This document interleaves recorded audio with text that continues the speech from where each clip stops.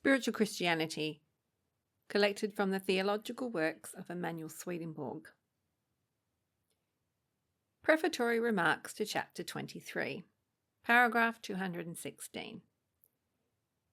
At this point, it will be necessary to answer the inquiry which is very likely to be suggested to the mind of the reader. What was the conjunctive presence of the Lord Jehovah with man before his advent into the space and time of nature, and in what was it distinguished from the same presence after the event?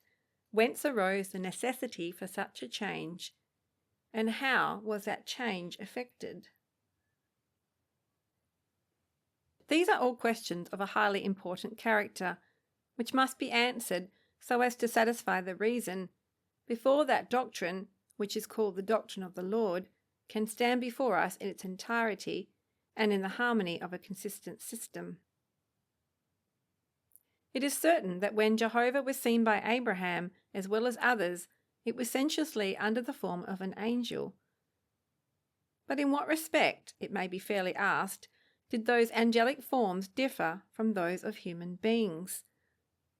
How did Abraham know that they were angels and not men? Not by their superior majesty and beauty, for in the question of degree only, there could not have been sufficient certainty for him to have determined at once their angelic character. And yet he does not hesitate, though he calls them men, to bow himself toward the ground before them as to superior beings, of so high an order that their appearance is called the appearance of Jehovah to Abraham in the plains of Mamre. By the explanation that will be offered of the distinctive signs which determine them to be angels and not men, the reason will be better understood for the after manifestation of the Lord not as an angel, but as a man.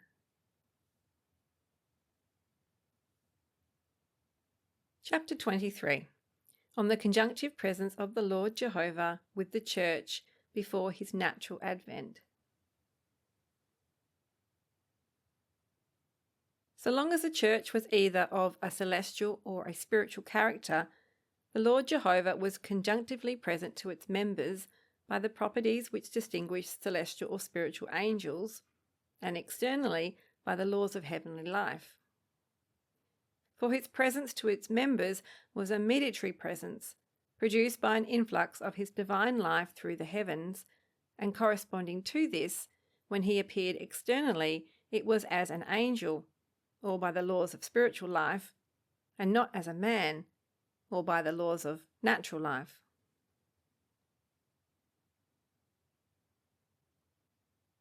A reading from Arcana Celestia 6.8.7.6. The divine essence which the ancient church had was the Lord as to the divine human essence. The ancient church derived this from the most ancient church, and also from the fact that they had beheld Jehovah in a human form. Therefore, when they thought of Jehovah, it was not as of a universal ens of which they could have no idea, but as of a human divine essence to which they were able to determine their thoughts, for in this way they were able both to think of Jehovah and by love to be conjoined to him.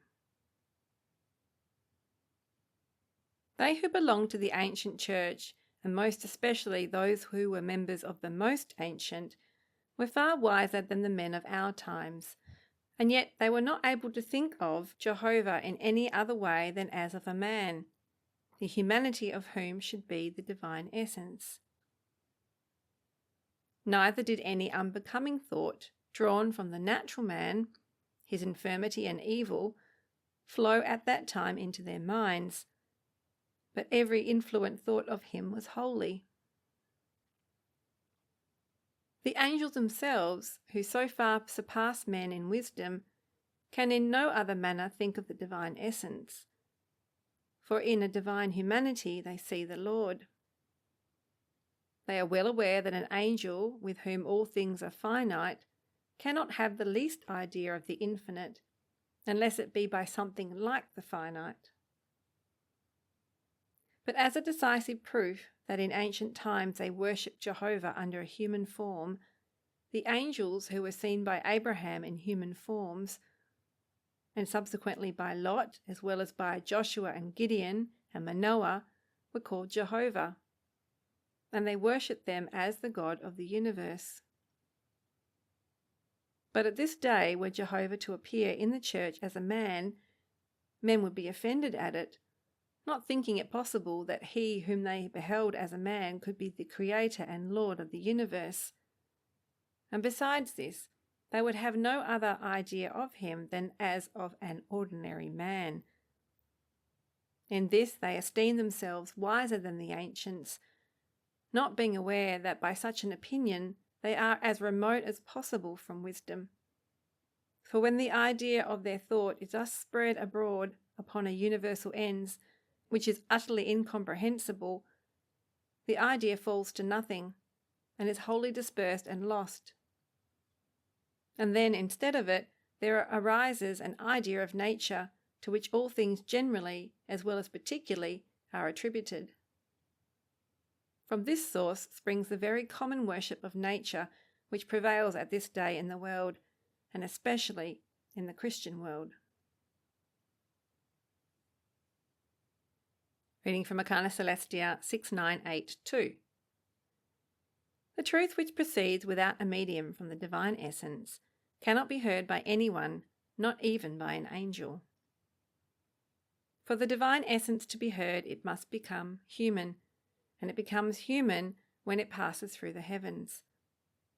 When it has passed through the heavens, it appears to man in a human form and becomes speech, which speech is uttered by spirits who in that state are called the Holy Spirit.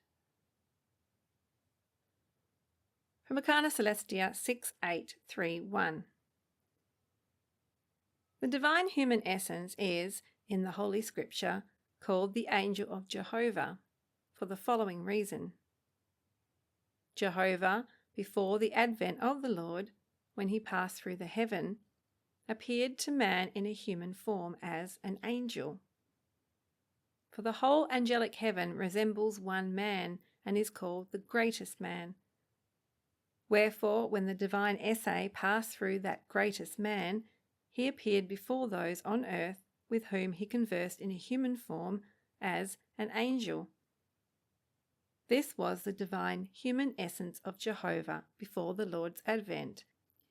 But the Lord's human form, when to man it had become a divine essence, is the same, for still it is Jehovah himself in a divine humanity or divine human essence. And reading from Apocalypse Explained, number 151. All who lived in ancient times and worshipped the divine essence, in thought beheld that essence under a human form, for scarcely anyone worshipped an invisible divine essence. Now the divine essence under a human form was at that time, to man, a divine human essence. But as this divine human essence was the Lord's divine essence in the heavens and passing through them, and as this lost its power when heaven became weakened, in consequence of the men of whom heaven is formed becoming in course of time of an external character, and thus merely natural men, instead of remaining what they had formerly been, internal, it therefore pleased the divine essence himself to put on a natural humanity, and to glorify or make this the divine essence in relation to the natural man,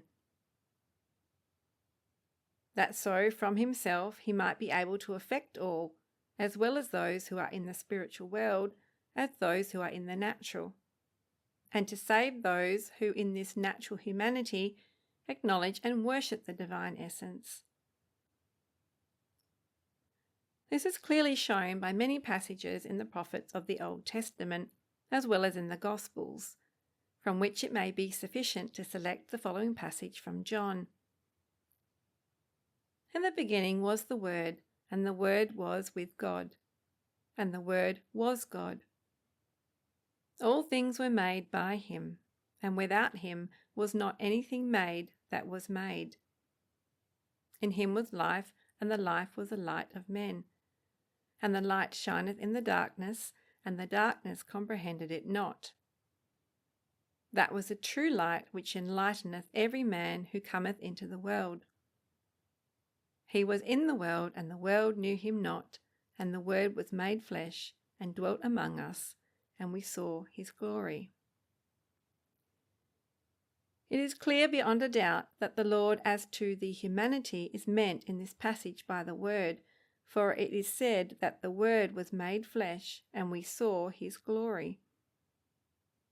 It is equally clear that he made his divine essence in the heavens human, for the Word was with God and was God, and this Word became flesh, that is, man.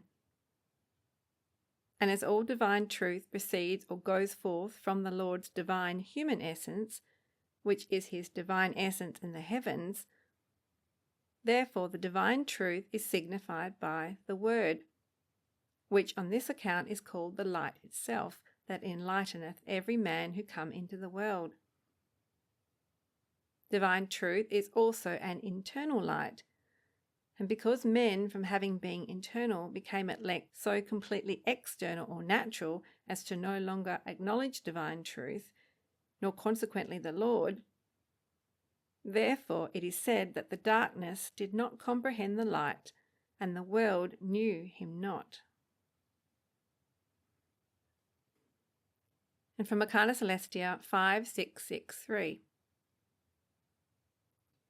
That the Lord's divine human essence is signified by, quote, thy God and the God of thy Father, end quote, follows from this,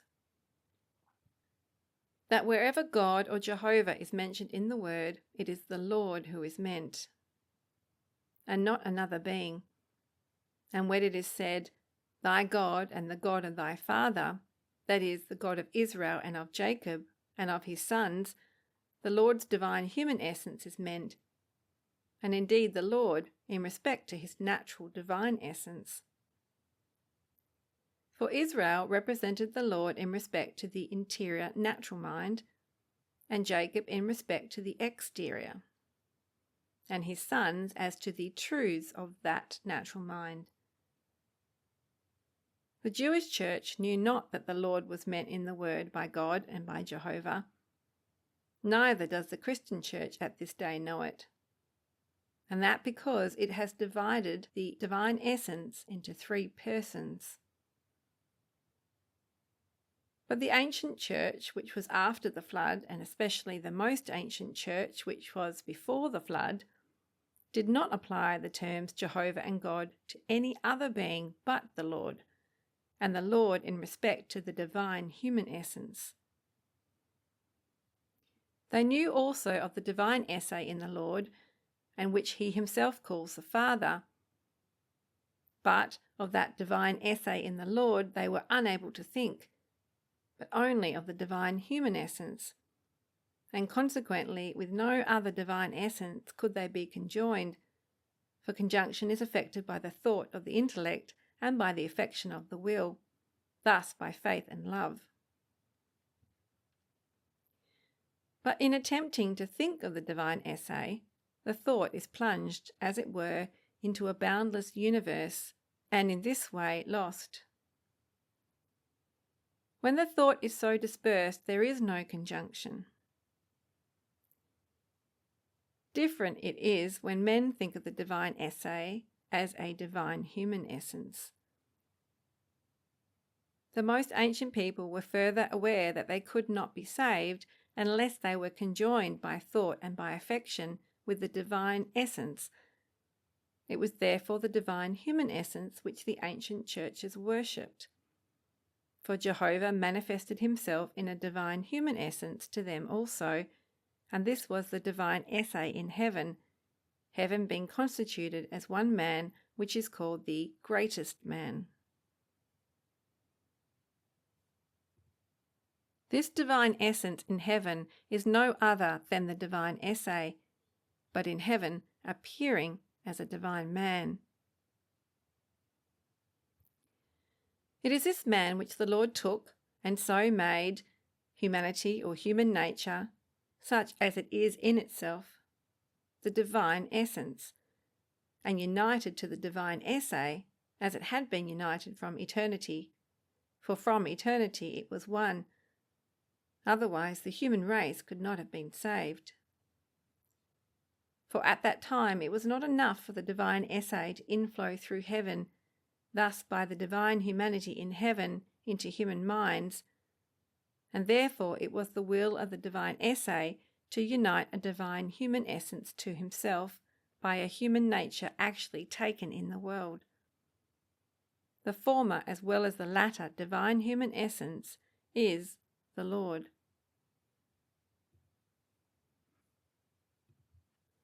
And from Arcana Celestia 3061. I have heard from those who have been members of the most ancient church and who had a divine perception that the Lord in respect to the divine human essence was Jehovah himself when he descended in heaven and inflowed through it. For heaven resembles one man as to all his members, and is therefore called the greatest man.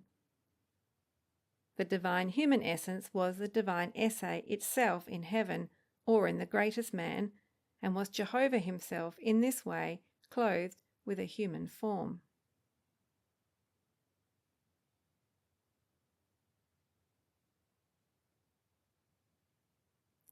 From Arcana Celestia 10579. Before the Lord's advent, when Jehovah appeared in the world, it was in the form of an angel. For in passing through heaven he clothed himself with the angelic form, which was the human form. For the whole heaven, from the divine essence there, is as one man, and thence at that time was the divine human essence. And because Jehovah appeared to man in a human form as an angel, it must be evident that it was nevertheless Jehovah himself who so appeared. For that form was his form, it being his divine essence in heaven. This divine essence in heaven was the Lord from eternity. And from Arcana Celestia 6720. The Lord, when he made his humanity the divine essence, did it by a transflux from the divine essence through heaven. Not that heaven contributed anything from itself, but that the divine esse might be able to inflow into the humanity, the influx was through heaven. This transflux was the divine human essence before the Lord's advent, and was Jehovah in the heavens, or the Lord. From Arcana Celestia 9315. The Lord as to the divine human essence is understood by the angel. In this passage, I will send my angel before thee. Because the many angels who appeared before his advent into the world were Jehovah himself in a human form, or in the form of an angel. It was his divine human essence which then appeared as an angel, and of which the Lord himself speaks in John. Jesus said, Abraham rejoiced to see my day. He saw it and was glad. Verily, verily, I say unto you, before Abraham was, I am.